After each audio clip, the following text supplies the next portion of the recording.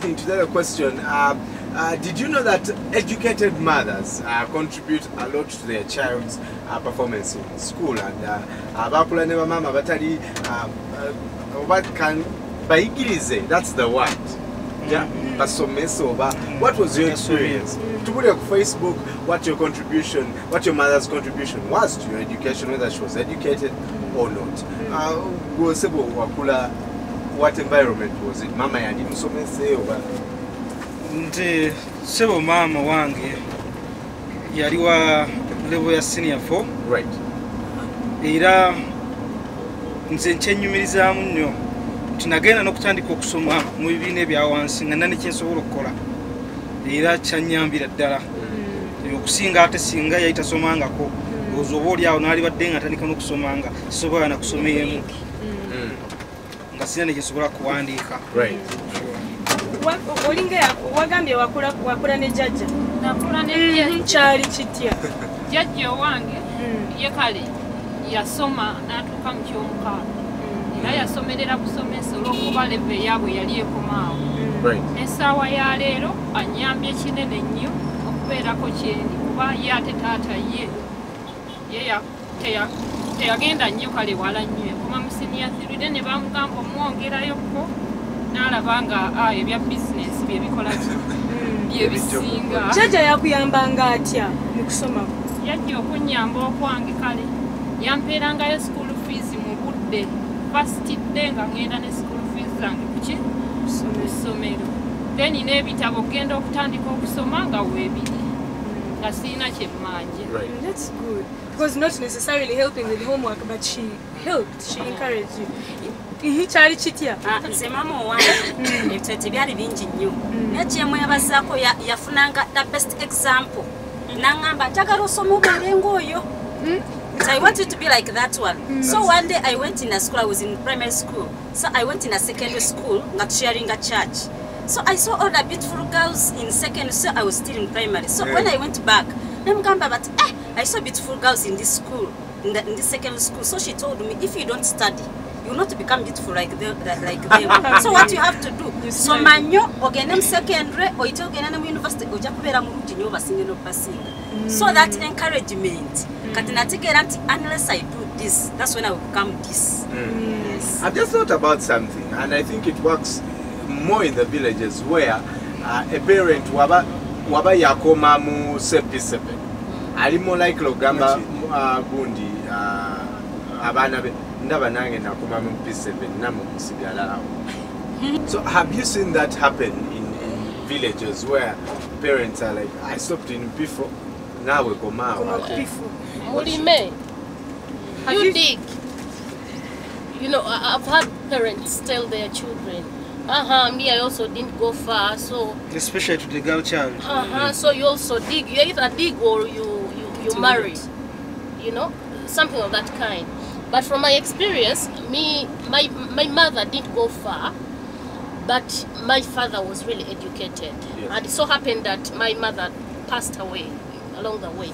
So it's like I've grown up with my father, and this is somebody who has been encouraging us.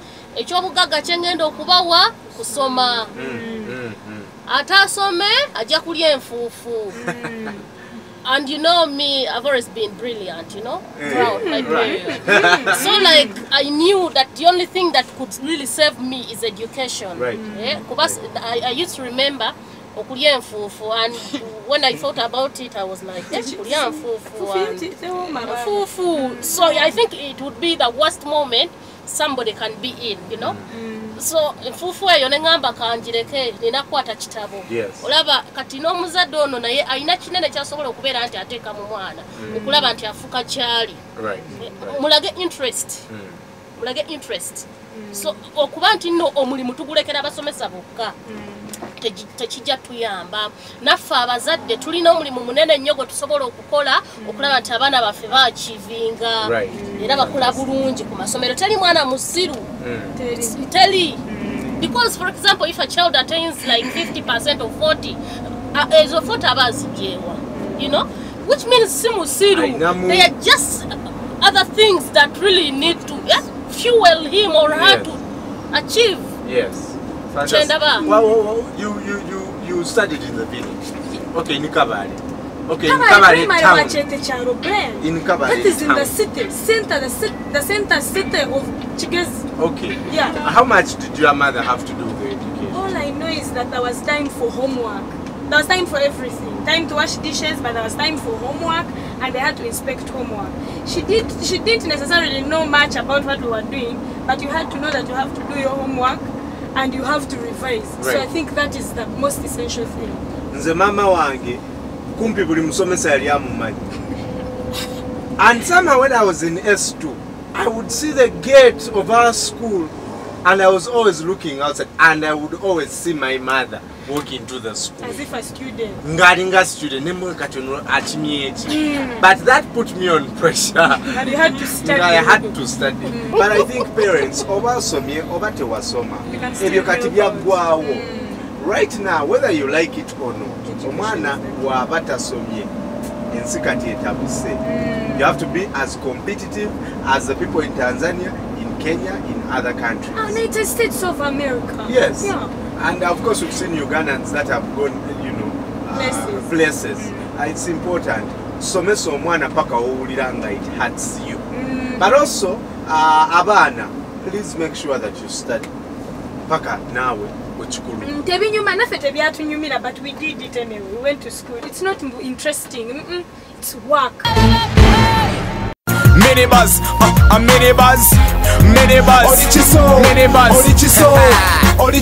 minibuzz. Starting to see things clear. Minibuzz, minibuzz. That's why I'm always gonna need you here. Obatachimanyi ndina bana nga bazadde baabwe basoma baba shapo.